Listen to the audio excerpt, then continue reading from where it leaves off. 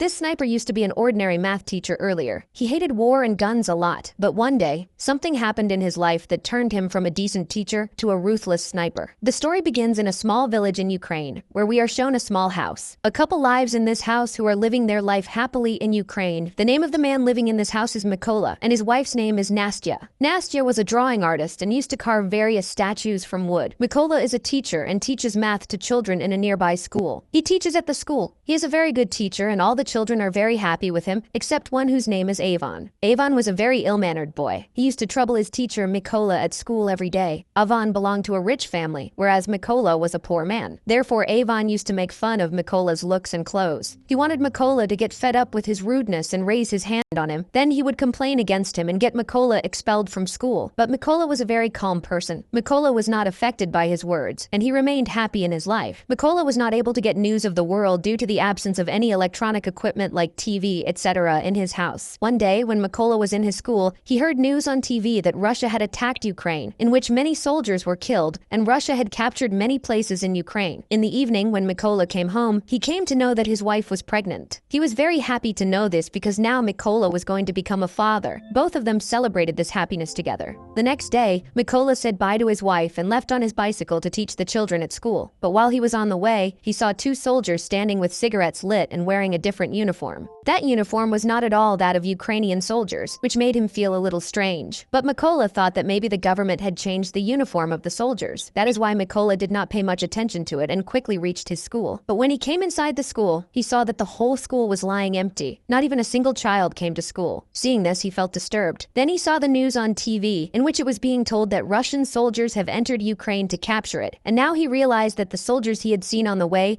were actually from Russia. Thinking this, he got worried about his wife because she was alone at home. He immediately sat on his bicycle and rushed toward his house, but now it was too late. When Mykola reached home, he saw that the two soldiers were beating his wife badly. Mykola tried to save her, but those soldiers started beating him too. He begged them, saying, "Please don't beat me. My wife is pregnant." But the soldiers didn't listen and kept beating both of them. After some time, one of the Russian soldiers searched Mykola's house. When he didn't find anything useful inside, he got angry, set the house on fire, and started to leave. Seeing her house burning, Nastya became furious. She picked up a stone and began hitting the Russian soldiers. Seeing this, one of the soldiers fired a shot, and Nastya died on the spot. The ground beneath Mykola's feet seemed to vanish as he watched his wife die before his eyes. He ran to her, took her in his arms, and began to cry bitterly. After a few hours, two Ukrainian soldiers arrived at the scene. Seeing Mykola's wife dead, they felt deep sorrow. They placed their hands on Mykola's shoulder and told him not to lose courage. After that, the two soldiers began digging a grave for Nastya. Once the grave was ready, they told Mykola to bury his wife there. After his wife's death, Mykola was completely broken. He was now all alone. Those Russian soldiers had not only killed his wife, but had also destroyed his life. They burned down his house and killed his unborn child. Now Mykola was burning with the fire of revenge. He had made up his mind to kill the Russian soldier who had shot his wife, no matter what it took. The only way to take revenge was to join the Ukrainian army. That's why he requested those two soldiers, "Please take me with you. I want to join the Ukrainian army." The soldiers agreed and took Mykola to their military base in their vehicle. Before leaving,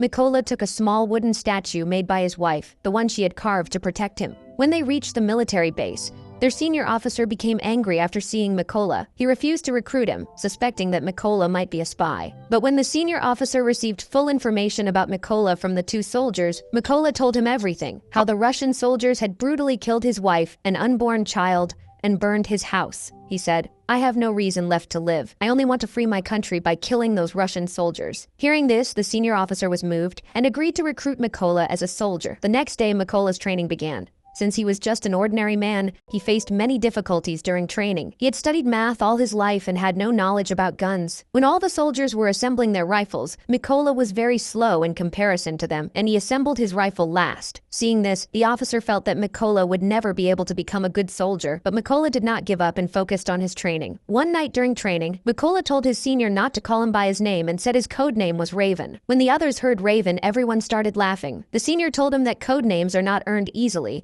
and that a soldier must perform great feats for the country to deserve one. Mykola did not take this negatively and began working even harder. He practiced late into the night while the other soldiers slept. One day, the senior announced that they had a shortage of snipers and needed to increase their numbers to fight the Russians. He asked who wanted to become a sniper. Some soldiers stood up, and Mykola was among them because he also wanted to become a sniper. When the others saw Mykola volunteer, they laughed again. The senior told him that he was not ready to be a sniper yet because he could not even assemble and disassemble a rifle properly. Mykola insisted that he could become a good sniper and only needed a chance to prove himself. To test him, the senior challenged Mykola to assemble the rifle in 20 seconds. To prove himself, Mykola blindfolded himself, disassembled the rifle, and then reassembled it. He completed the task in only 18 seconds. Everyone was surprised to see Mykola's speed and dexterity. Those who had laughed earlier now began to applaud him. The senior was also impressed by Mykola and included him in sniper training. During training, Mykola was given an old model rifle while the others received modern weapons. Mykola asked for a modern rifle, but the senior told him he would have to prove himself to earn it. With no other option, Mykola accepted the old weapon and continued. The senior taught that no matter what situation a sniper faces, he must not move even an inch from his position and must keep aiming at his target. To practice this, the senior fired shots near the trainees, and any sniper who moved from his spot was dismissed from training. When it was Mykola's turn, he did not move at all and kept his aim. In this way, he endured the test and passed the sniper training. In the next training, the snipers were shown their targets only once, and then their eyes were covered with a blindfold. During this exercise, they had to guess and shoot their target. Some of the other soldiers passed this test, but when Mykola's turn came, his aim missed slightly, and he failed the test because the gun he had was very old, making it difficult to aim perfectly. However, everyone knew that if Mykola had been given a new gun, he would have hit the target accurately. The next training was even more difficult for the snipers because they had to shoot their targets in the light of flares, and that too in the darkness of night. The senior released the flare and everyone aimed, but no one managed to hit the target. Everyone else had already fired their bullets, but Mykola did not. He realized that it was impossible to aim directly in the light of the flare. So, when the senior released another flare, instead of firing immediately, he estimated the distance of his target using the light from the flare. Using his knowledge of mathematics, he fired a perfect shot. Seeing this, the senior and the rest of the soldiers were astonished. No one had ever completed this task before. Only Mykola did. The senior was very impressed with him and gave him his desired code name, Raven. Days passed like this, and Mykola continued training with all his heart and soul. Finally, the day arrived when the results of his training were to be announced. The colonel saluted Mykola and told him that he had passed the test. A few days later, the colonel came to Mykola again and told him to pack his things because they were going on a mission. There was news that some Russian soldiers had captured a checkpoint, and from here the real story begins. Soon Mykola's team reached the location and took their positions. Just when they were about to shoot the Russian soldiers, a vehicle was seen approaching the checkpoint. The colonel immediately ordered everyone not to fire. On the other side, the Russian soldiers stopped the vehicle and asked the people inside to come out. They checked their passports and searched the entire vehicle. When everything appeared fine, the soldiers allowed them to go, but kept their passports with them. When those people asked for their passports back, the Russian soldiers beat them brutally. Seeing this, the colonel ordered his men to fire. In one swift moment, all the snipers took their shots and eliminated their targets. In this way, their first mission was successfully completed. After the mission, when everyone returned to the base, Mykola noticed that many of his companions were missing. He grew worried and asked, "Where are the rest of my comrades?" He was told that the rest of the soldiers had been sent on another mission. The next day, Mykola received the news that many of his comrades had been killed during the mission they were sent on. All of them were killed by a Russian sniper. The name of that sniper was Siri, and he was the best sniper in Russia. A few days passed like this, and Mykola left for his next mission with his team. After reaching the location, they laid mines all around and took their positions. After a while, Russian soldiers arrived at the spot, and among them was Avon, the same boy who used to trouble Mykola in school. Now Avon had joined the Russian army. As soon as the colonel gave the order to shoot, Mykola hesitated because he didn't want to kill his former student. But then Mykola pushed his emotions aside and shot at the landmines placed nearby. A huge explosion followed, killing all the Russian soldiers, including Avon. After everything was under control, the colonel angrily asked Mykola, "What were you thinking when I gave the order to shoot?" Mykola replied, "One of my students was among those Russian soldiers. I didn't want to kill him." The colonel explained to Mykola that he should not feel sad about Avon's death. He said, "Here, he wasn't your student, he was your enemy. Joining the Russian army was his own decision, so you don't need to feel bad for him." After completing the mission, they all returned to their base camp. The colonel had complete faith in Mykola and spent most of his time with him. One day, the colonel showed Mykola a family photo and told him that there were 3 people in his family. He said, "Both my daughters don't know that their father is a soldier. I've told them that I run a business. Even my wife hasn't told them the truth."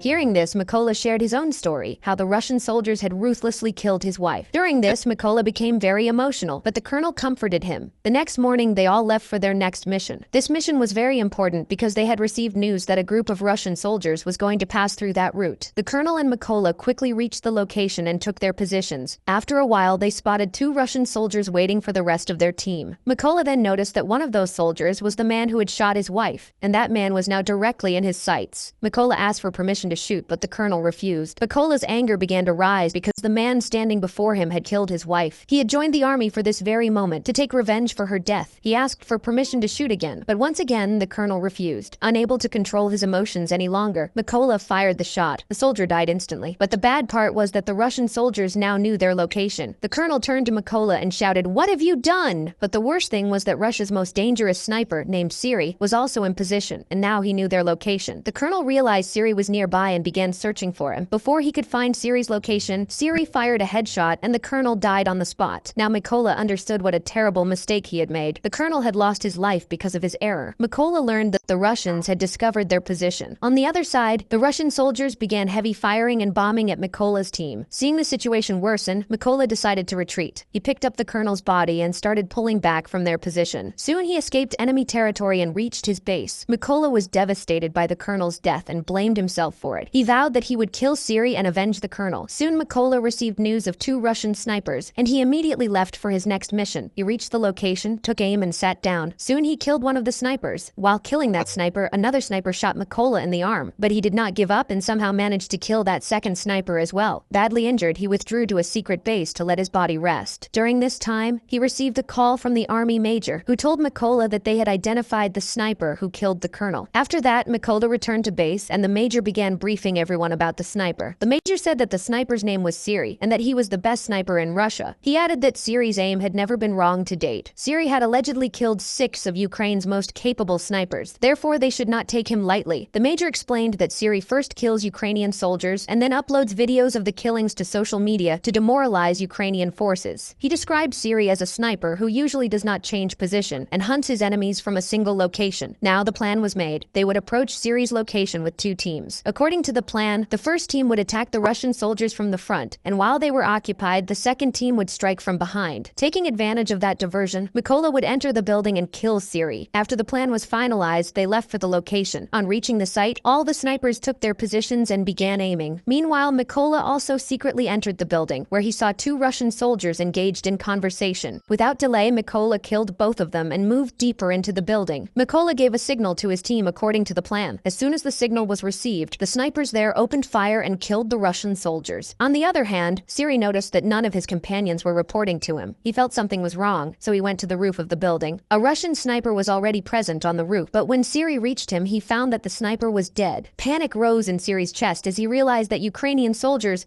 had surrounded him from all sides. He contacted his base for backup, but they said it would take another 10 minutes for reinforcements to arrive. Hearing this, Siri hurried back to his position and started searching for Ukrainian soldiers. Then he noticed a small statue placed on the table in front of him, the same statue Mykola had left there, which had been made by Mykola's wife. Before Siri could react, Mykola attacked him and stabbed him to death. The scuffle alerted another sniper in the building, who became more alert. Before that sniper could do anything, Mykola threw a grenade near him, and the sniper was killed in the explosion. After some time, the backup team Siri had called also reached the building, unaware that Siri was already dead. When they tried to contact Siri, Mykola answered the call and told them that they were all going to die. Then he shot the truck driver. As soon as the shot rang out, there was chaos among the Russian soldiers, and they scrambled out of the truck. They were unaware that Ukrainian snipers were lying in ambush for them. The Ukrainian soldiers opened fire fiercely and killed the Russians one by one. A few days after this mission, Mykola went to his wife's grave. He felt that the promise he had made to her had now been fulfilled because he had killed all those responsible for killing his wife and the colonel. Here Nicholas swore that he would continue to serve his country till his last breath, and saying this, he left from there. And with this, the film ends.